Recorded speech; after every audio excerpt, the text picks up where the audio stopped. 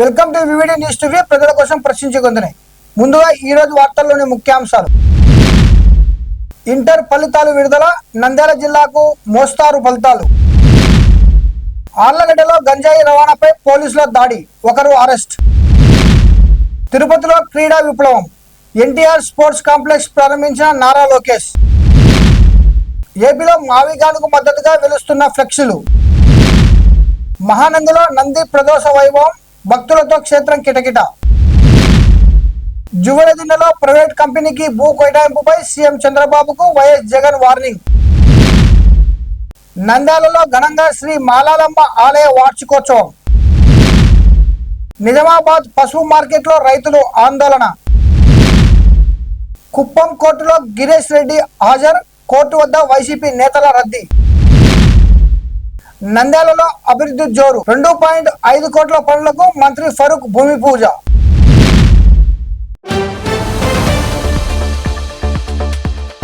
Intermediate పరీక్షల ఫలితాలను రాష్ట్ర ఇంటర్ బోర్డు విడుదల చేసింది. జిల్లాలో మొదటి సంవత్సరం 70.5%, ద్వితీయ సంవత్సరం 78.56% ఉత్తీర్ణత నమోదు కాగా బాలికలు మెరుగైన ఫలితాలు సాధించారు. రాష్ట్ర స్థాయిలో నంద్యాల జిల్లా మొదటి సంవత్సరంలో 25%, ద్వితీయ సంవత్సరంలో 19వ స్థానం దక్కించుకుంది. మీడియా మిత్రులకు నమస్కారం.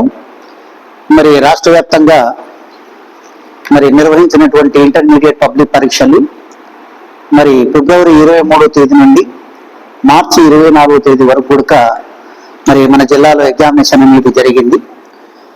ఇంటర్మీడియట్ మొదటి సంవత్సరం విద్యార్థులు దాదాపుగా 14,057 మంది విద్యార్థులు పరీక్షకు హాజరైతే అందులో 9,000 మంది విద్యార్థులు ఉత్తీర్ణులయ్యారు. మన జిల్లాలో అంటే దాదాపుగా 70.50% ఉత్తీర్ణత మన జిల్లా ఉంది. అలాగే సెకండరీ విద్యార్థులు 12,657 మంది విద్యార్థులు పరీక్షకు హాజరైతే 9,297 మంది విద్యార్థులు ఈ పరీక్షలో పాస్ అయ్యారు. అంటే మన జిల్లా దాదాపుగా 78.56% ఉత్తీర్ణత అనేది సాధించడం అనేది జరిగింది. గత సంవత్సరంతో పోలిస్తే 6% రిజల్ట్ పెరిగినట్లు మనకు గమనించవచ్చు. అలాగే వొకేషనల్ విభాగానికి మనం చూసినట్లయితే ఫస్ట్ ఇయర్ 61.75%తో ఉత్తీర్ణులయ్యారు విద్యార్థులు. అలాగే సెకండ్ ఇయర్ వచ్చేసి 76.31%తో మన జిల్లాలో వొకేషనల్ కోర్సులో కూడా విద్యార్థులు పాస్ అయి ఉన్నారు. ఈ ఎగ్జామినేషన్ లో ఎవరైతే తప్పిపోయారో అంటే ఎగ్జామినేషన్ ఫెయిల్ అయ్యారో అటువంటి విద్యార్థుల కోసం, లేదు ఫస్ట్ ఇయర్ విద్యార్థులు ఏదైనా ఇంప్రూవ్మెంట్ రాసుకోవాలనుకుంటే వారి కోసం కూడా వచ్చే నెల 13వ తేదీ నుంచి కూడా ఈ సప్లిమెంటరీ ఎగ్జామినేషన్ అనేది జరుగుతుంది. అంటే ఫస్ట్ ఇయర్ విద్యార్థులు ఇంప్రూవ్మెంట్ రాసుకోవచ్చు. అలాగే ఫస్ట్ ఇయర్ సెకండ్ ఇయర్ విద్యార్థులు పరీక్షల్లో ఫెయిల్ అయితే మాత్రం మనస్తాపానికి గురి కాకుండా మళ్ళా వెంటనే ఒక నెలకే ఈ ఎగ్జామినేషన్ ఉంది కాబట్టి ఈ విషయాన్ని విద్యార్థి యొక్క తల్లిదండ్రులు వారి పేరెంట్స్ తో పాటు అధ్యాపకులు, ప్రిన్సిపాల్స్ అందరూ కూడా ఈ విషయాన్ని గమనించి విద్యార్థులకు మనోధైర్యాన్ని అందించగలరని కోరుతున్నాను. థ్యాంక్ యూ మీ అందరికీ. నంద్యాల జిల్లా ఆర్లగడ్డ మండలం మిట్టపల్లి గ్రామంలో గంజాయి అక్రమ రవాణా అమ్మకాలపై పోలీసులు దాడి చేశారు. ఈ చర్యలో కొండపైన నరసింహుడును అరెస్ట్ చేసి అతని వద్ద నుండి 3.290 కిలోల గంజాయి, 400 నగదు స్వాధీనం చేసుకున్నారు. ఉన్నతాధికారుల ఆదేశాలతో సిఐ బివి రమణ ఆధ్వర్యంలో నిర్వహించిన ఈ ఆపరేషన్ లో కేసు నమోదు చేసి నిందితుని రిమాండ్కు పంపించారు. నరసింహుడు అని అతను ఉంటాడు. సో ఈ రోజు మాకు వచ్చిన ఇన్ఫర్మేషన్ ని బట్టి మేము ఇతన్ని పట్టుకొని విచారించాము. అతని దగ్గర ఒక 250 grams గాంజా దొరికింది. సో అతను విచారించగా అంటే ఎక్కడి నుంచి తెచ్చావు ఏంటి అని అడిగితే అతను ఒక గుర్తు తెలియని సాధువు దగ్గర నుంచి ఈ గాంజాయి విత్తనాలు తీసుకొని అతనే కల్టివేషన్ చేసుకున్నాడు అతని ఇంటి దగ్గర. సో గాంజాయి మొక్కలు వేసి రీసెంట్ గా అవి మొక్కలు హార్వెస్ట్ చేసేసి అవి ఎండబెట్టి వాళ్ళ ఇంటి దగ్గర ఎండబెట్టాడు. సో అడిగితే తీసుకుపోయి చూపించాడు. సో మొత్తం అక్కడ ఇంటి దగ్గర ఒక 3 kgs గాంజా వరకు దొరికింది. సో మొత్తం 3.25 kgs గాంజా వరకు సీజ్ చేశాము ఇతని దగ్గర నుంచి. అండ్ కేసు కూడా రిజిస్టర్ చేశాము. అండ్ ఇతను కూడా రిమాండ్ కి పంపిస్తాము. అండ్ ఈ కేసులో ఈ 2 కేసుల్లో కూడా మాకు సిఐ రమణ గారు అట్లాగే ఎస్ఐ వరప్రసాద్ అండ్ టీమ్స్ చాలా కష్టపడి ముద్దాయిలు పట్టుకున్నారు. అండ్ ఇన్వెస్టిగేషన్ కూడా మంచిగా చేశారు. తిరుపతిలో 10.20 కోట్ల వ్యయంతో నిర్మించిన అత్యాధునిక ఎన్టీఆర్ స్పోర్ట్స్ కాంప్లెక్స్ ను మంత్రి నారా లోకేష్ ప్రారంభించారు. ఈ కార్యక్రమంలో టీమిండియా మహిళా జట్టు మాజీ కెప్టెన్ మిథాలీ రాజ్ తో కలిసి క్రికెట్ ఆడి విద్యార్థులను ఉత్సాహపరిచారు. క్రీడలకు ఉత్సాహం అందించే దిశగా ఈ కాంప్లెక్స్ కీలకంగా మారనుంది.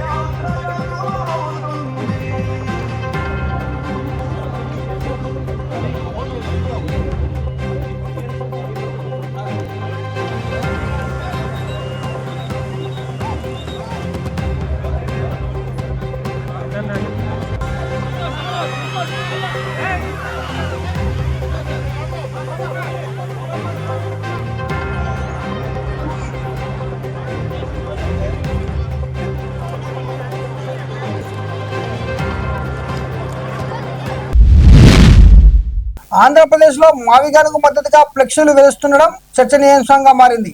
ముఖ్యంగా కడపలో పలు ప్రధాన కూడల్లో ఈ ఫ్లెక్సీలు కనిపించాయి. గతంలో రాజధాని కోసం మచిలీపట్నం, విజయవాడ, గుంటూరు ప్రాంతాలను ప్రతిపాదికంగా మాజీ ముఖ్యమంత్రి వైఎస్ జగన్ పేర్లతో ఈ ఫ్లెక్సీలు వెలువడడం రాజకీయంగా ఆసక్తి రేకెత్తుతుంది.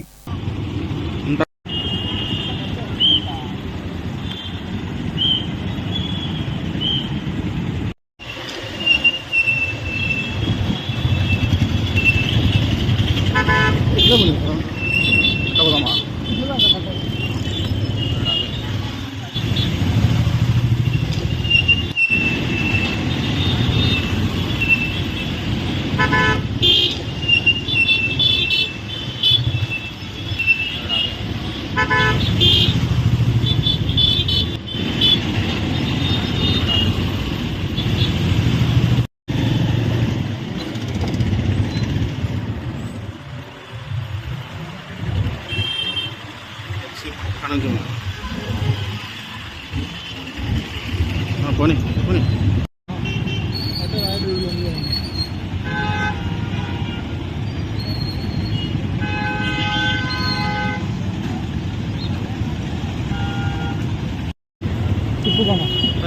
అట తిప్పు.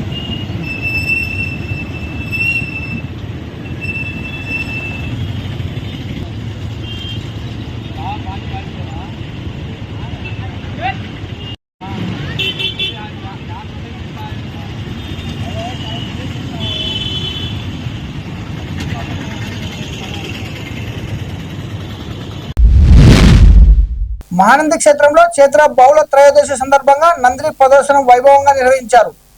ప్రదోష కాలంలో నందీశ్వరాభిషేకం భక్తుల సమక్షంలో ఘనంగా జరిగింది. శ్రీ పరాభావనవ సంవత్సరపు తొలి ప్రదోషం కావడంతో భక్తులు భారీగా తరలివచ్చి అభిషేకంలో పాల్గొన్నారు.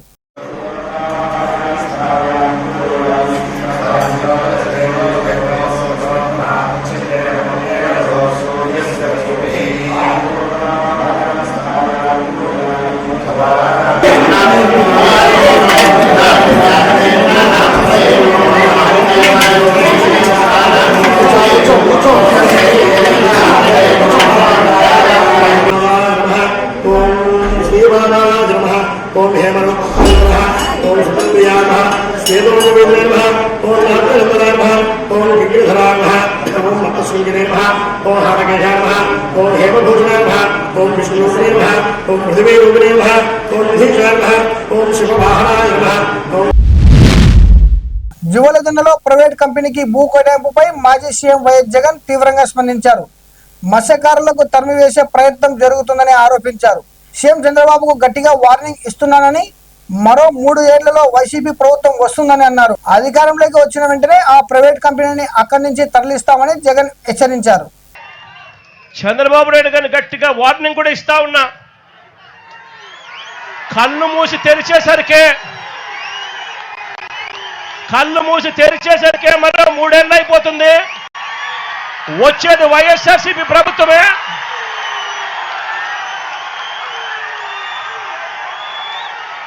ఈ ప్రైవేట్ డిఫెన్స్ కంపెనీని ఇక్కడి నుంచి షిఫ్ట్ చేస్తారని చెప్పి కూడా చెప్తా ఉన్నాం.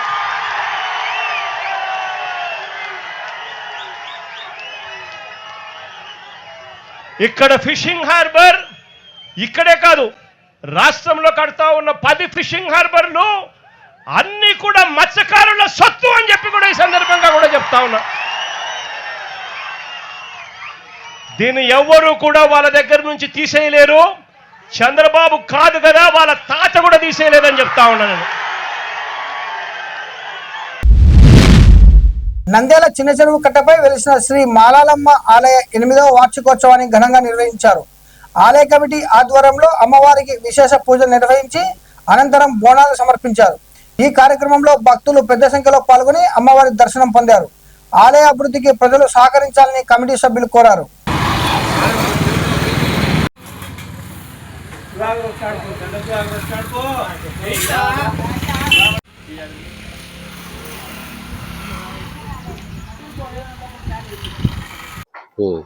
శ్రీ శ్రీ మల్లెలమ్మ దేవస్థానం చిన్న చెరువు కట్ట ఆత్మకూరు రోడ్డు నందు వార్షికోత్సవము ఆహ్వాన బోనాల పండుగ సందర్భంగా నంద్యాల పట్టణ ప్రజలు నంద్యాల గ్రామవాసులు పట్టణ ప్రాంతము గ్రామ పరిసర ప్రాంతాల వాసులు అందరూ ఈరోజు బోనాల పండుగ మల్లెలమ్మ దేవస్థానం వారి వార్షికోత్సవానికి అందరూ ఆహ్వానితులే. అందరూ వచ్చి అమ్మవారి ఆశీస్సులు పొందాలని, ఆ అమ్మవారి తల్లి అందరికీ దయ ఉంచి మంచిగా జరుగుతుందని నంద్యాల మల్లెలమ్మ దేవస్థానం కమిటీ సభ్యుల తరఫున మేము అందరము ముందు ఉండి అమ్మవారికి ప్రతి సంవత్సరము బోనాల పండుగ జరుపుకుంటున్నాము. ఈ సంవత్సరం 8వ సంవత్సరము. అందరూ ఆహ్వానితులై అమ్మవారిని దర్శించుకొని అందరూ తీర్థం తీసుకోవాల్సిందిగా కోరుతున్నాము. మధ్యాహ్నము అన్నదాన కార్యక్రమం ఉంది. అందరూ ఆహ్వానితులే. నిజామాబాద్ పశువు మార్కెట్లో రైతులు ఆందోళనకు దిగారు. మార్కెట్ కార్యాలయాన్ని ముట్టడించిన రైతులు తమ డిమాండ్లు నెరవేర్చాలని కోరారు. ఈ సందర్భంగా ఉద్రిక్త పరిస్థితులు నెలకొని కొందరు కుర్చీలను ధ్వంసం చేశారు. వెంటనే ఆన్లైన్ ద్వారా పసుపు కొనుగోలు ప్రారంభించాలని రైతులు అధికారులను డిమాండ్ చేశారు.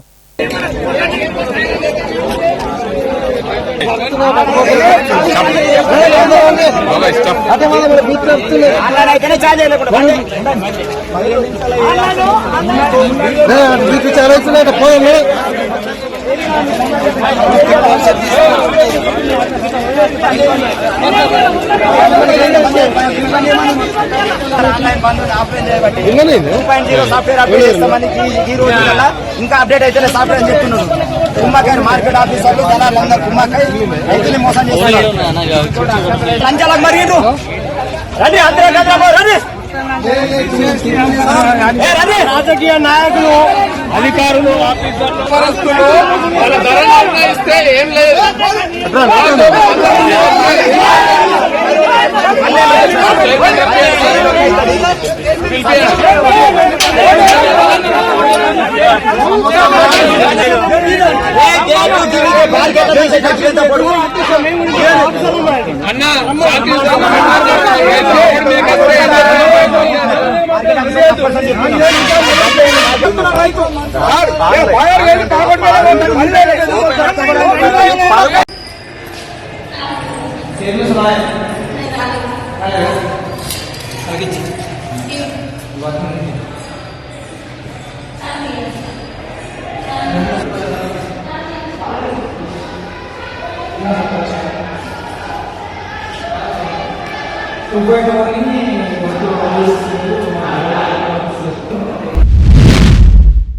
సోషల్ మీడియా యాక్టివిస్ట్ గిరీష్ రెడ్డిని పోలీసులు కుప్పం కోర్టులో హాజరుపరిచారు.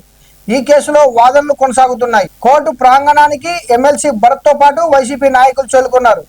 గిరీష్ రెడ్డిని నిన్న సాయంకాలం రాప్తాడులో పోలీసులు అదుపులోకి తీసుకున్న విషయం తెలిసిందే.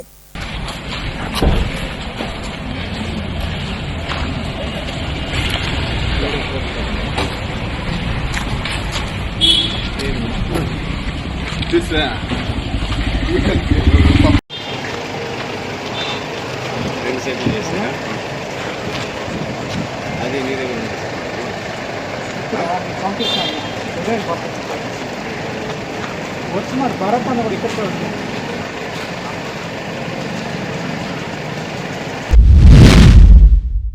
పట్టణంలోని 32వ వార్డు బొమ్మల సత్రంలో 2.5 కోట్లతో రోడ్లు డ్రైనేజ్ పనులకు మంత్రి ఎన్ఎండి ఫరూక్ భూమి పూజ చేశారు. అదనంగా 32 లక్షలతో కల్వర్ట్ ను మంజూరు చేశారు. పనులను నాణ్యతతో వేగంగా పూర్తి చేసి ప్రజలకు అందుబాటులోకి తీసుకురావాలని అధికారులకు ఆదేశించారు. నియోజకవర్గ అభివృద్ధికి ప్రత్యేక నిధులు కేటాయిస్తున్నామని మంత్రి తెలిపారు.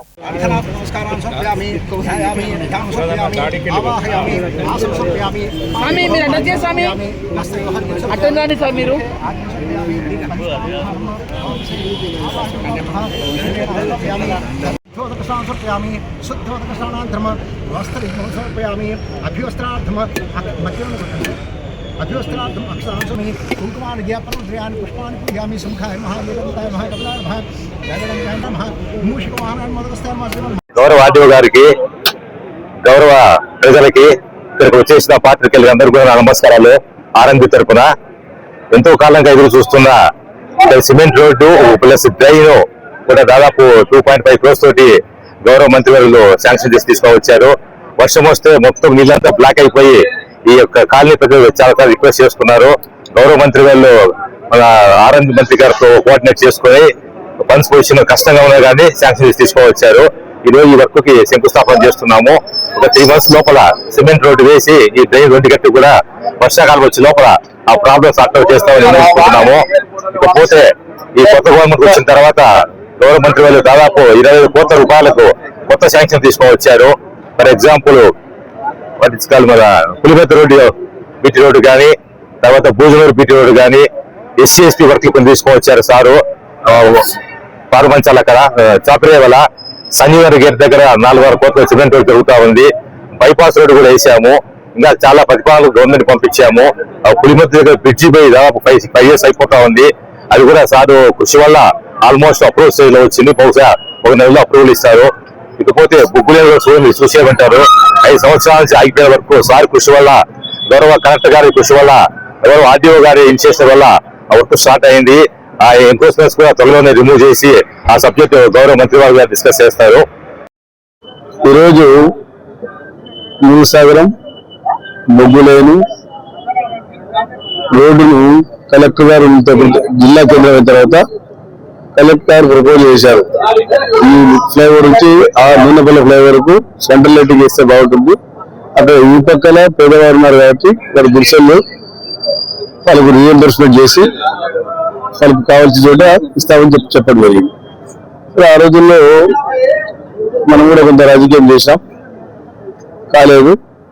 మళ్ళా ఇప్పుడు అవసరమైంది.